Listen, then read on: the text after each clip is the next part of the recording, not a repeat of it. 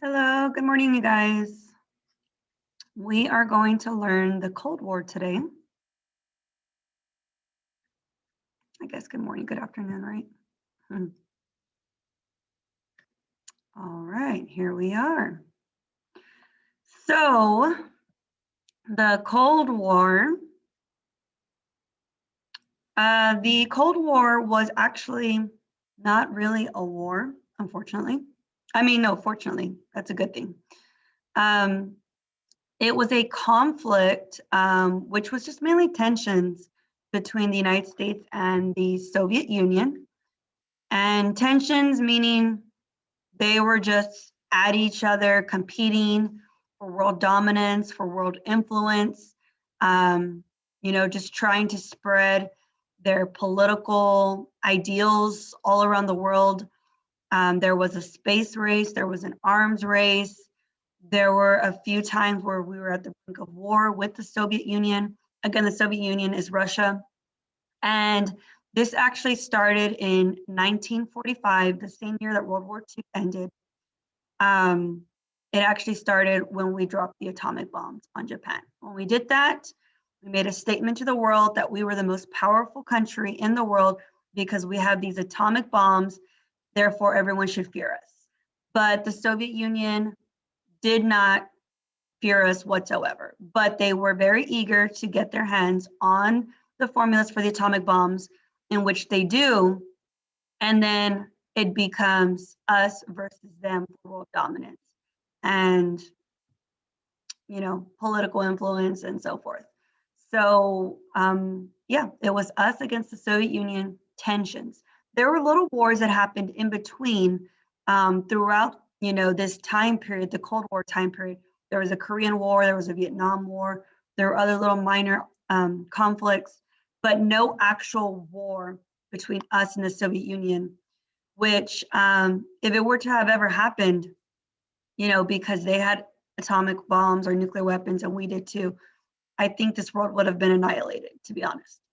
So that is that. And it was from 1945 to 1991. That's almost 50 years long that we had these tensions. And that's why today we still kind of have a little bit of tensions with the Soviet Union.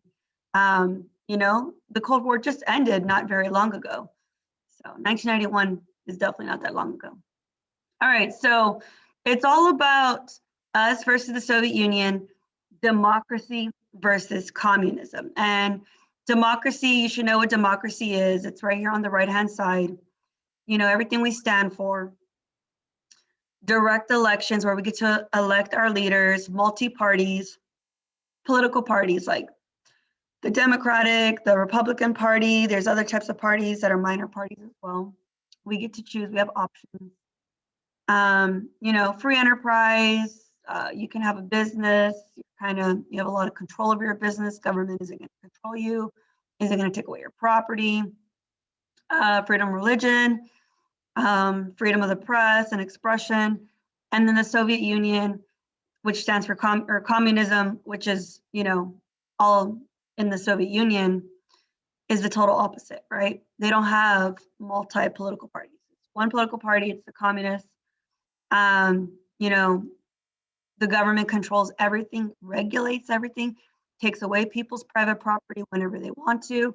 They're the ones that determine supply and demand. Religion is strongly discouraged. People can't have a religion. There aren't such thing as churches and religious symbols. People have to do it very secretly, very in private. There's secret police, there's always spies, there's censorship, they monitor the media. In other words, people don't have freedom of speech. They can definitely get in some deep trouble for doing things like that, for going against the government. So that is that. Think of North Korea. That's a really good example of communism today. Cuba is still communist. China is still communist. And there's a few countries here and there that have this type of, political and economic system, which that's what it is. It's an ideology. And what else? And just remember, it's a dictatorship. That's what communism stands for. People don't have any rights. All right, the big question. What do we do with Germany after World War II? how do we avoid mistakes we made after World War I? So if you guys remember, I ended World War II, the PowerPoint, by telling you guys that Germany was divided into 4 regions, right?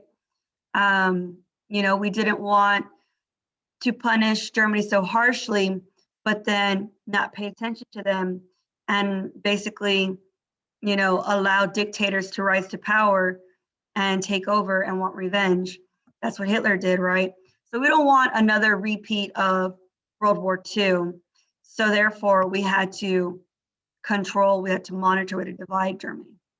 So that was all discussed at the Yalta Conference, which was in which these 3 main leaders met. You have Franklin Roosevelt before he passed away. This is February 1945. So this is already the end of World War II. That's the year that World War II ends. Obviously, FDR is still alive. He doesn't pass away till April. And then you have Churchill, Winston Churchill, Prime Minister of Great Britain. And then you have Joseph Stalin, communist dictator of the Soviet Union. So yes, he's a dictator meeting with democratic leaders, but everything was fine. There weren't any tensions amongst the 3. We were all allies. We were all on the same side. We all had the same goal. Let's beat Hitler, the Nazis of Germany. So they not only wanted to divide Germany into 4 zones, but the capital as well into 4 zones. All right, so that's this slide right here. So Britain took a piece, France took a piece, US took a piece, and the Soviet Union, Russia took a piece as well. And they all took pieces that were just basically convenient to them. Like France is right here, so of course they would take the piece that was closest to them. Great Britain is across the water, but it'd be easier for them to access it by water, and so forth.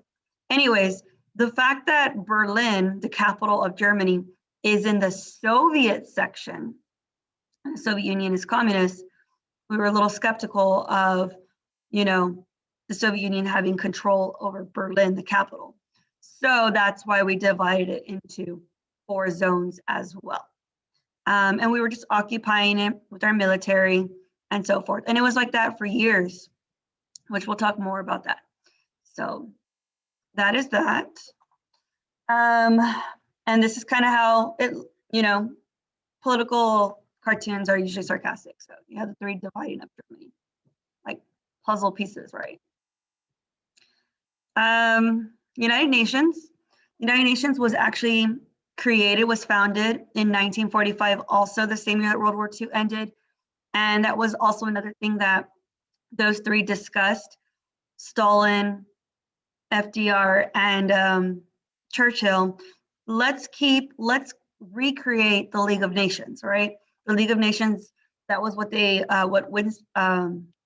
Woodrow Wilson had came up with at the end of World War I, but it fell apart because we didn't join. So FDR was like, let's redo it. We'll give it a new name, and this time the US will join and it will be effective. And it's a peacekeeping organization, an organization of countries around the world that are going to come together. They're going to promise to always be peaceful, never fight, never, allow things to get to war. They will always talk things out and they will help each other. Who wouldn't want to be part of that? If there's a natural disaster, they'll all pitch in, they'll all come to the aid of each other. They're going to try to spread, democracy and political freedoms and other things around the world. They're just going to try to make the world a better, place for everyone. So that was the United Nations, founded in 1945. All right, United Nations, here we go. This was actually on the Star a few years ago. So like this actual political cartoon. The United Nations at the top of the world trying to keep the world together, but it's divided, it's falling apart. You have so many different ideals. Countries want to do their own thing. They don't want anybody getting in the way. And we're just trying to keep the peace. Does it always work? It doesn't always, but it has definitely helped a lot and has prevented tons of wars. Or else we probably would have had way more wars. All right, so, and there's about 192 members, I believe, 192 nations that are part of the the United Nations. They all have a representative, they all have a voice, they all vote on international ideas. And the headquarters is in New York City.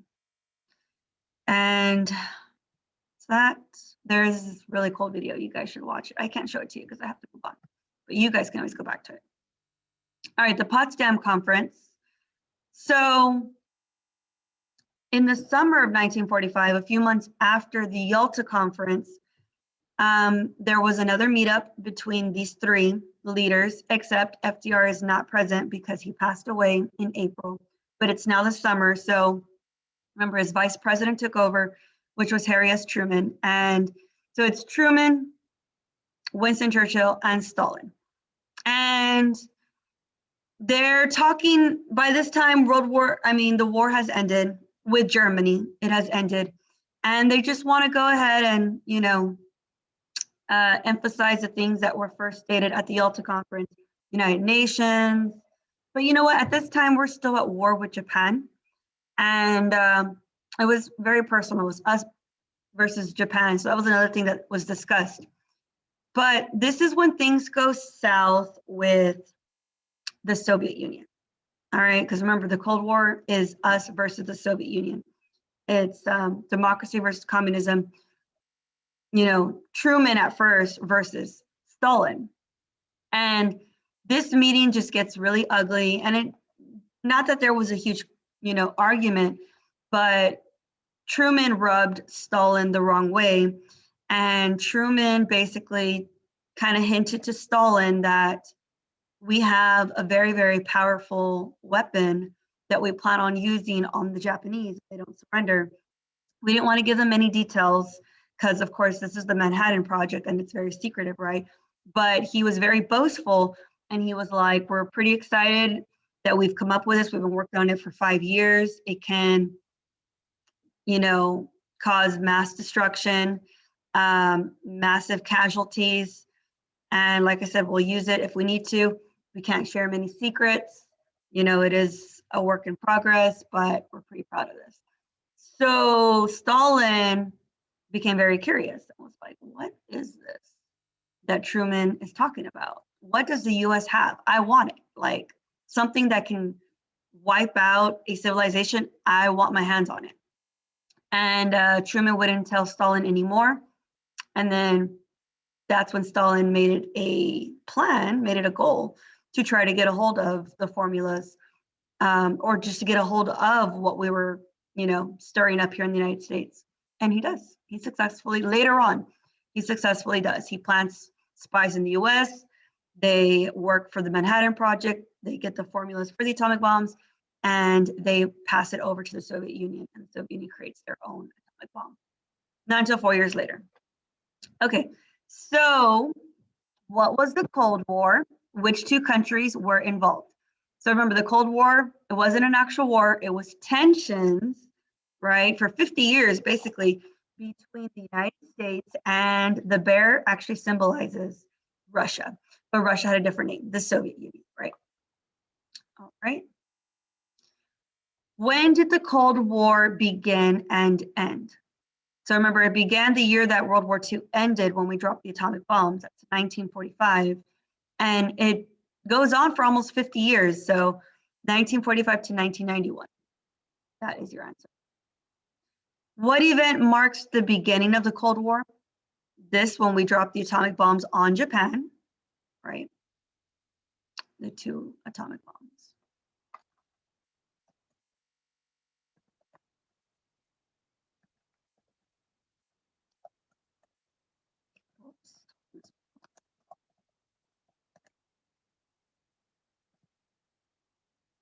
Okay.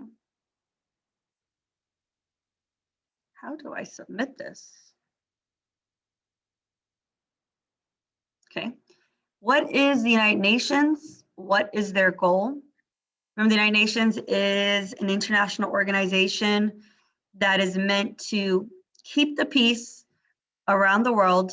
It's a promise to each other that they will not fight each other. So it's not a military alliance. They're not promising to have each other's back in a war. They're promising to always be peaceful with each other. That's what it is. How many zones was Germany and the capital, Berlin, divided into, and who occupied these zones? So you already know, 4 zones. That's Britain, Russia, which is the Soviet Union, France, and the United States. Satellite countries, new information. So satellite countries stands for communist countries. Countries that turned communist in Eastern Europe, like this is Europe. You can't see all of it, of course, but this is the eastern part, which is closest to the Soviet Union, to Russia. And these countries all turned communist with Stalin's influence, like Joseph Stalin, the dictator of the Soviet Union, right? Communist dictator. He influenced all these countries to turn communist, to adopt this dictatorship, take away rights from the people. It's what's bad. You can't trust people, things like that. And they all did it. I don't know if they really wanted to do it. I doubt it, but they were really pressured. Like the Soviet military was there and they were like, okay, I guess we'll adopt this idea. So, but they're communists, but they're also being controlled by the Soviet Union. So, like I said, it's the whole eastern part closest to the Soviet Union.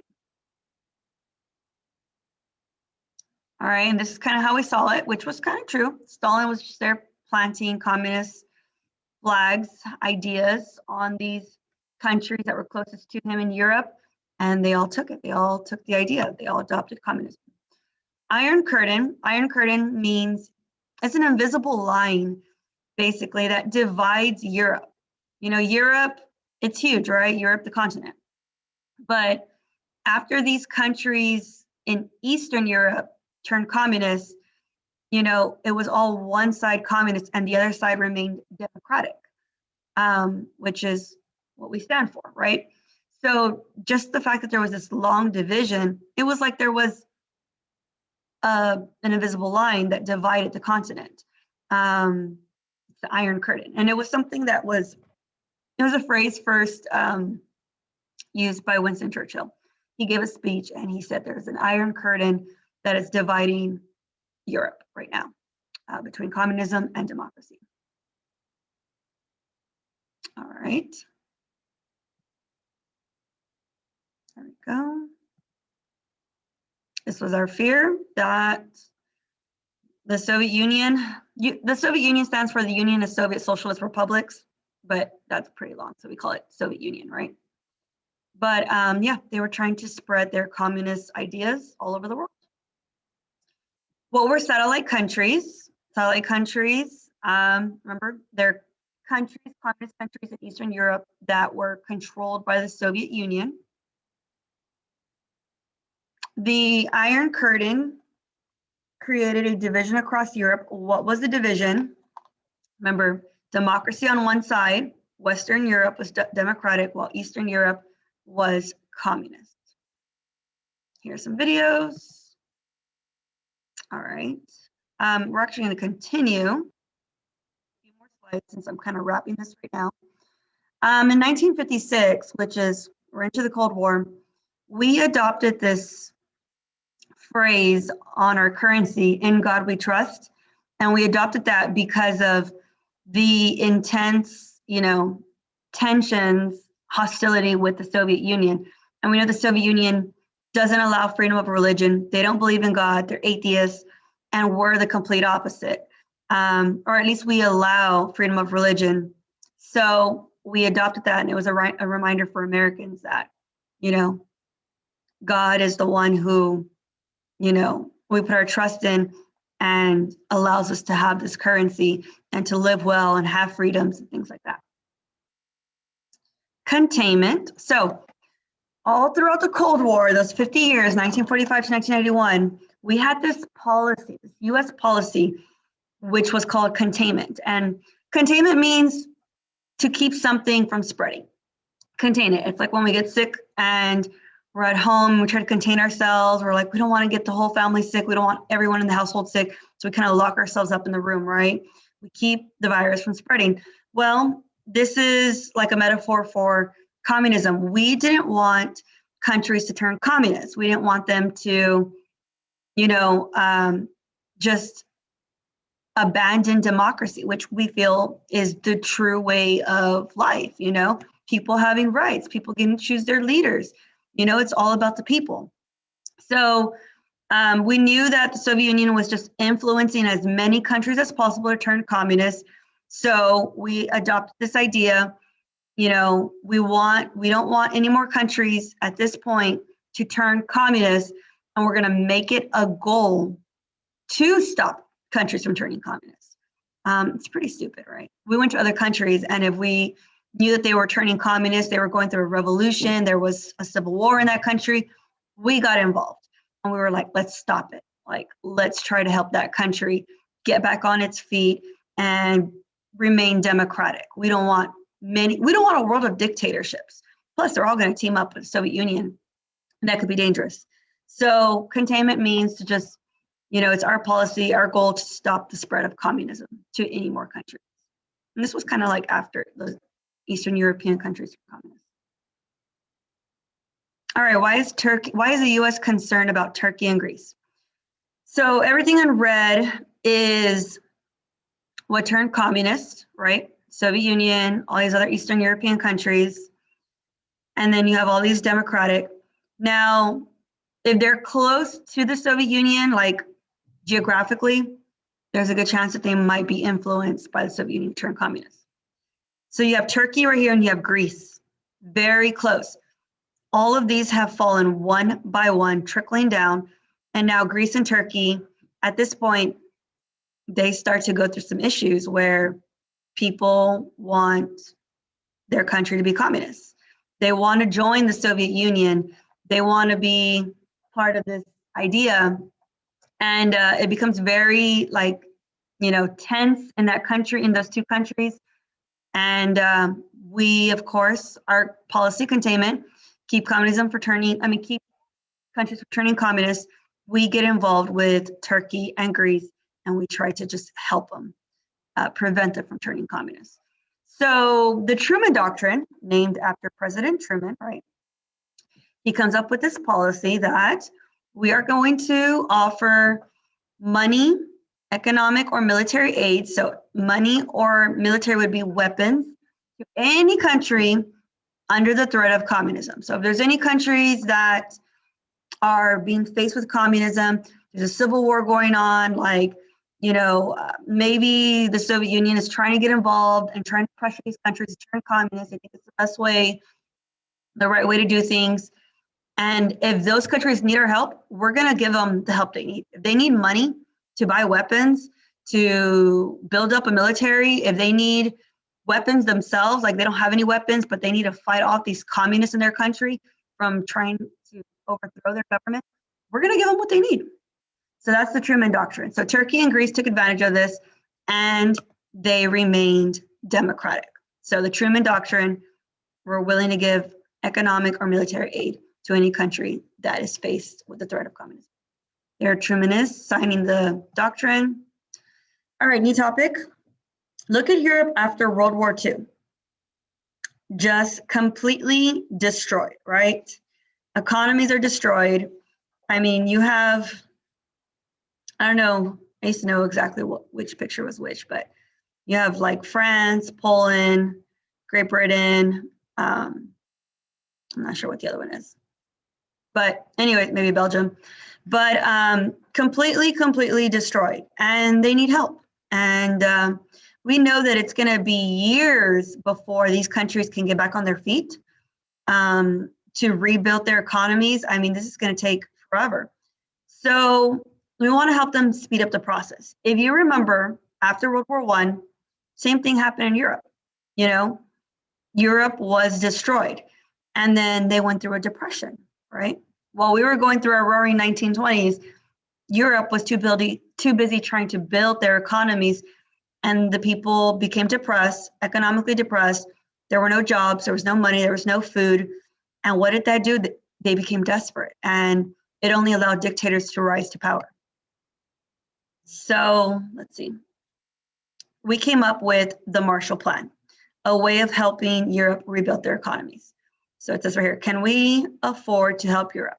It's going to be expensive to give money to European countries to rebuild their economies. I mean, look at this. This is not going to be like, you know, thousands of dollars. This is going to be like trillions. Can we afford not to help Europe? We don't want dictators rising to power and just having a repeat of World War II, right? So let's help them get back on their feet so they can be stable again, right? So that's the Marshall Plan. That's named after George Marshall. Remember, he was the organizer of victory after World War II. I mean, during World War II. So it was his idea, and we actually gave $13 billion to these countries, all the countries with the dollar signs. They're all the ones that took up our offer. We offered them, we're like, hey, you need money, we'll help you rebuild your countries. And they did it. So they took it. I mean, who doesn't, right, resist free money? And look at this. With the money that we gave these countries, they went from before and after, right? Before, destroyed, after, rebuilt. In a matter of years. This is 1947 that, you know, 2 years after World War II, it looked like this. By 55, that's like 5, 6, 7, 8 years later, they're already back to normal, like the way it was before World War II, right? So Marshall Plan gave money to European countries to rebuild their economies, but it also was an agreement that they'll also promise not to turn communist. It's like, hey, we're giving you money. Remember who's giving you money. You're also going to be faithful to democracy. All right, here's the Marshall Plan. So on one side, the Marshall Plan, you know, everything's fine. People are working, you know, and happy. But then on this side, on the communist side of the Iron Curtain, you have people that are slaving away to rebuild their economies, like literally slavery. And then you have Stalin right here. Can he block it? Can he block the Marshall Plan? No, he can't. I mean, people want this money and they're desperate, so they'll take it. What was our foreign policy of containment? What were we trying to contain? That one's easy. We were trying to contain. What did we not want spreading to any country? Like, you know, we wanted to stop this idea from more and more countries adopting it, communism. What was the Truman Doctrine? How were we willing to aid other countries?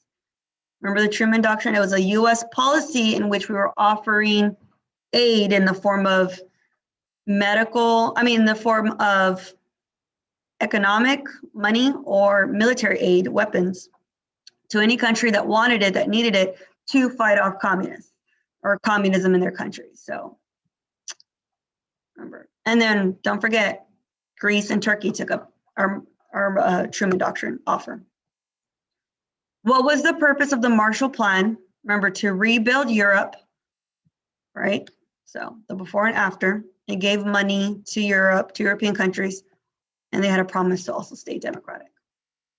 All right, we're going to stop there. I think that's a good stopping point. And that is it. 10 questions for today. Have a good day.